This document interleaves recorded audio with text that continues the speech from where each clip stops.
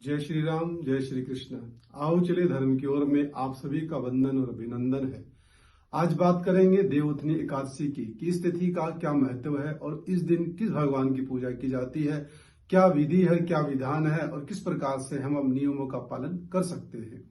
जैसे कि आप सब भली भांति से जानते भी हैं कि चातुर्मास से अभी चल रहा है। इनका शुभारंभ हुआ था आषाढ़ शुक्ल पक्ष की एकादशी के दिन, जो कि कार्तिक शुक्ल पक्ष की एकादशी तक यह चलता है। तो ऐसी स्थिति में 4 महीने तक एक समय का भोजन करना या फलाहार करना अपने अपने सामर्थ्य अनुसार संकल्प लिया जाता है और इसका समापन कार्तिक शुक्ल पक्ष की एकादशी को होने भी जा रहा है। तो उसी दिन बनती है देव उठनी एकादशी, जिसको प्रबोधनी एकादशी के नाम से भी जाना जाता है। यह तिथि इस बार 23 नवंबर 2023 को पड़ रही है। गुरुवार का दिन है और गुरुवार का दिन होने से इस तिथि का महत्व और ज्यादा बढ़ जाता है। यह पर्व अपने आप में पूर्ण पर्व माना जाता है। एकादशी तिथि भगवान श्री कृष्ण के अनुसार उन्हें सबसे ज्यादा प्रिय भी है। इस दिन किया गया व्रत, उपवास और नियम और स्वाध्याय वो हमें साल भर फल देता है और इस जन्म में भी सुख की प्राप्ति होती है और परलोक में भी सुख की प्राप्ति प्राप्त हो जाती है। आइए अब जानते हैं इस तिथि के विस्तार के बारे में। उससे पहले भगवान के हरि चरणों में प्रणाम करते हुए अपने विषयों को आगे बढ़ाते हैं। नीलांबुज श्यामल कोमलांगम सीता समारोपित वाम भागम पाणो महासायक चारु चापम नमामि रामं रघुवंशनाथम। जय श्री राम। हिंदू पंचांग के अनुसार और हिंदू धर्म ग्रंथों के अनुसार कार्तिक शुक्ल पक्ष की एकादशी के दिन देवउठनी एकादशी का पर्व मनाया जाता है। इस दिन भगवान विष्णु क्षीर सागर में विश्राम कर रहे अर्थात कि योग निद्रा से जागृत होते हैं। देवताओं द्वारा उनकी स्तुति की जाती है। इस दिन भगवान विष्णु का एक रूप शालिग्राम का विवाह तुलसी के साथ किया जाता है, ऐसा भी प्रावधान बताया गया है। इसी दिन से सभी मांगलिक और शुभ कार्य शुरू हो जाते हैं। विवाह इत्यादि जो कि चातुर्मास में करना निषेध बताया गया है, वह सारी प्रक्रियाएं अब देवउठनी एकादशी से आरंभ हो जाएंगी। इस दिन भगवान की विशेष पूजा की जाती है। भगवान के स्वरूप शालिग्राम भगवान को पंचामृत, गंगाजल इत्यादि से स्नान करवाया जाता है। वस्त्र, फल फूल, मिठाई भेंट की जाती है और भगवान को घर में बनी या घर में निर्मित मिठाई का भोग लगाया जाता है। बाहर से भी अगर आप मिठाई लाना चाहो तो शुद्ध और सात्विक भोजन आपको लेके आना है, उसका फिर आप भोग लगा सकते हैं। शुद्धता का विशेष ध्यान रखा जाता है। इस दिन किया गया आचरण और व्यवहार आपके साल भर काम आता है। इस दिन जिस भी चीज की आप शुरुआत करते हैं वह पूरे साल आपको फल देती है, चाहे वो शुभ कार्य है चाहे वह अशुभ कार्य है। हो सके तो नियमों का पालन इस दिन जरूर करना है। अपनी वाणी को, अपने मन को और अपने तन को सही मार्ग पर लगाना है। किया गया पाप कर्म अपराध स्वरूप आपको प्राप्त होगा और किया गया शुभ कर्म आपको शुभता के रूप में सहजता से प्राप्त हो जाएगा। धार्मिक शास्त्रों की मान्यता है कि आज के दिन से भगवान सृष्टि का कार्यभार पुनः संभालते हैं और आज के दिन एक विशेष योग भी स्थापित होने जा रहा है, जिसका नाम है सर्वार्थ सिद्धि योग। इस योग में आप कोई भी कार्य बिना पूछे कर सकते हैं, अर्थात कि इसमें किसी विशेष मुहूर्त की जरूरत नहीं होती है। यह अपने आप में स्वयं सिद्ध मुहूर्त होता है।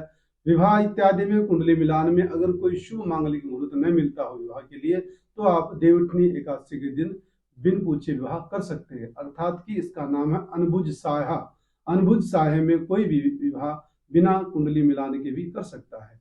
अतः इसका हमें सदैव पालन करना चाहिए। यह अपने आप में सिद्ध है, क्योंकि भगवान जागृत होते हैं और भगवान जहाँ जागृत अवस्था में योग निद्रा से जागते हैं, वहीं से शुभ कार्य शुरू हो जाते हैं। जैसे कि भगवान श्री कृष्ण ने गोपाष्टमी के दिन गाय को चराना प्रारंभ किया था, तो उसी दिन से गोपाष्टमी का पर्व मनाया गया था।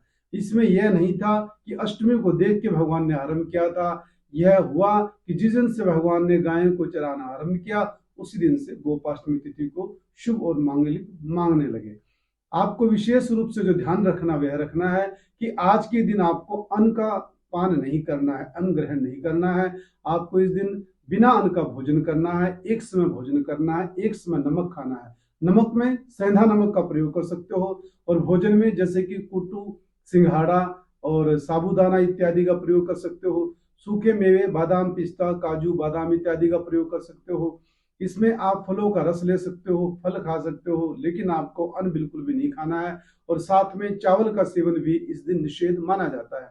कहते हैं कि एकादशी के दिन अगर अन्न का पान किया जाए, अन्न ग्रहण किया जाए, तो वह बहुत बड़ा पाप माना जाता है। यह व्रत ऐसा है, इसको हर स्थिति में किया जा सकता है। सूतक पातक में भी इस व्रत को करने का प्रावधान बताया गया है। बशर्ते उस दिन आपको भगवान की प्रतिमाओं को स्पर्श नहीं करना है। जिस दिन सूतक पातक हो, उस दिन आपको भगवान की पूजा केवल भाव से और मन से, जप से करनी है। माला को हाथ नहीं लगाना है, दीपक इत्यादि नहीं जलाना है। बस ध्यान रखना कि उस दिन सूतक पातक हो, उसी दिन यह नियम आपको लागू करना है। बाकी दिन अपने खूब आनंद से, पूर्ण भाव से भगवान की पूजा कर सकते हो। देवउठनी एकादशी के दिन पूजा स्थल के साथ साथ घर की भी साफ सफाई बहुत अच्छे ढंग से करनी चाहिए। तत्पश्चात स्नान इत्यादि से निवृत्त होकर आपको घर के प्रांगण में, आंगन में मध्य में, आपको जिसको ब्रह्म क्षेत्र कहा जाता है, वहां पर आपको गेरू इत्यादि से या रंगोली इत्यादि से भगवान के चरण बनाने चाहिए। फिर आपको उसमें रंग भरने चाहिए। सुंदर से आकृति चरणों की बनाकर उस पर फल फूल, मिठाई, सिंघाड़ा, ऋतुफल या अन्य मिष्ठान आप वहां रख सकते हो। एक घी का दीपक आपको लगाना चाहिए और फिर डलिया से उसको ढक देना चाहिए। डलिया का प्रयोग कर सकते हो, या फिर गेहूं साफ करने वाला जो झारना जिसको बोलते हैं, उसका भी आप इसमें प्रयोग कर सकते हो। फिर सायंकाल में उनको लौकिक गीतों के द्वारा या शास्त्र में वर्णित गीतों के द्वारा या पौराणिक मंत्रों के द्वारा भगवान को जागृत किया जाता है। भगवान की स्तुति की जाती है, भगवान की आरती की जाती है। फिर उस दलिया को वहां से हटाया जाता है और शंखनाद इत्यादि करके भगवान का स्वागत किया जाता है। तत्पश्चात घर के बाहर दीप माला का आप प्रयोग कर सकते हो, दीपक जला सकते हो, पूरे घर को सजा सकते हो। भगवान का आह्वान अर्थात कि भगवान का आगमन होने जा रहा है, तो अपने आप में एक बहुत बड़ा उत्सव भी है। अपने भाव से, अपने सामर्थ्य से, अपने परिवार की मनोकामनाओं की पूर्ति के लिए, आरोग्य प्राप्त करने के लिए, रिद्धि सिद्धि से आशीर्वाद प्राप्त करने के लिए, बच्चों को शिक्षा का लाभ प्राप्त हुए, ऐसी भावना और कामना के साथ में आपको पूरे भाव से यह पूजा करनी चाहिए। अन्य और भी बहुत से नियम हैं जिनका आप इस दिन पालन कर सकते हो। विधि विधान आप सब भली भांति जानते भी हैं, फिर भी आपको कुछ बातें बता देते हैं कि प्रातःकाल ब्रह्म मुहूर्त में जागना चाहिए, स्नान इत्यादि से निवृत्त होकर अपनी नित्य पूजा करनी चाहिए और तत्पश्चात भगवान विष्णु का ध्यान करना चाहिए। शालिग्राम शिला अगर घर पर नहीं है तो आप इस दिन स्थापित कर सकते हैं। हरिद्वार से, वृंदावन से लाकर आप उसकी विधि विधान से स्थापना करवा कर अपने घर में रख सकते हैं। तत्पश्चात प्रतिदिन तुलसी का भोग लगाना है, भोजन का भोग लगाना है, भोजन सात्विक होना चाहिए। इन दो चार बातों का विशेष आपको ध्यान रखना है। अगर एक गृहस्थी इस प्रकार से शालिग्राम भगवान के घर में स्थापना करता है और तुलसी महारानी के अपने घर में स्थापना करता है, तो उसके घर में कभी भी शोक, भय, व्याधि, दुर्घटना इत्यादि इस प्रकार के अशुभ कर्तव्य नहीं होते हैं। और इस दिन एक विशेष कार्य और भी आप कर सकते हो कि इस दिन मांगलिक स्थानों पर, देवस्थानों पर, गौशाला इत्यादि में या मंदिरों में भगवान विष्णु के एक स्वरूप शालिग्राम की और तुलसी माता की विवाह पद्धति का भी अनुसरण आप कर सकते हो। अगर आप चाहो तो इस दिन भगवान शालिग्राम का और तुलसी माता का विवाह होता है, उसमें आप शामिल हो सकते हो। विशेषकर वह व्यक्ति जिनके घर में कन्या का जन्म नहीं हुआ है, जिनके घर में बेटी नहीं है, उन्हें तो इस दिन जरूर तुलसी के विवाह में शामिल होना चाहिए। अगर आपका सामर्थ्य है तो आप विधि विधान से तुलसी महारानी का कन्यादान भी कर सकते हो, संपूर्ण विवाह भी उनका कर सकते हो। और इस प्रकार से अगर आप तुलसी महारानी का विवाह करते हैं तो आप जानिए कि भगवान विष्णु स्वयं धर्मपुत्र के रूप में आपके घर में विराजमान होने वाले हैं। अर्थात कि ये कह सकते हैं, अगर आप तुलसी महारानी को अपनी पुत्री मानकर उसका विवाह करते हो और उसे विदा करते हो, तो समझ लो कि भगवान विष्णु आपको दामाद के स्वरूप में प्राप्त हो रहे हैं। आपके घर में धर्म के रूप में वो उनका प्रवेश हो रहा है। तो आपको अपने सामर्थ्य अनुसार विवाह में शामिल होना चाहिए। और बहुत ज्यादा सामर्थ्य है तो आपको तुलसी महारानी का कन्यादान भी करना चाहिए, विवाह भी करना चाहिए और सुंदर सुंदर पकवान भक्तों को खिलाने चाहिए, भगवान को भोग लगाना चाहिए। यह अपने आप में बहुत बड़ा उत्सव है। अगर आप मानोगे और जानोगे तो बहुत बड़ा उत्सव है, और नहीं मानोगे तो भैया, नहीं मानने वालों के लिए तो कुछ भी नहीं है, मानने वालों के लिए तो सब कुछ है। इसलिए आपको जो विधान बताया है आपसे आशा करेंगे और संपूर्ण भाव से आप इसका पालन भी करेंगे, ऐसी मुझे पूर्ण उम्मीद भी है। तो यह था तुलसी महारानी का विवाह। भगवान शालिग्राम के स्वरूप की पूजा, जो कि विधि विधान से आपको अपने घर में करनी है। और इसी के साथ भी अब अपनी वाणी को विराम देना चाहेंगे और पुनः एक नए विषय के साथ में आपसे एक बार फिर मुलाकात होगी। विषय आने वाले समय में बहुत ही सुंदर होगा। आपकी जीवन की व्यथा और आपके जीवन की विडंबना और आपके जीवन में कष्टों की निवृत्ति कैसे हो, उसको दूर करने का मैं अथाह प्रयास सर्वत्र करता रहूंगा।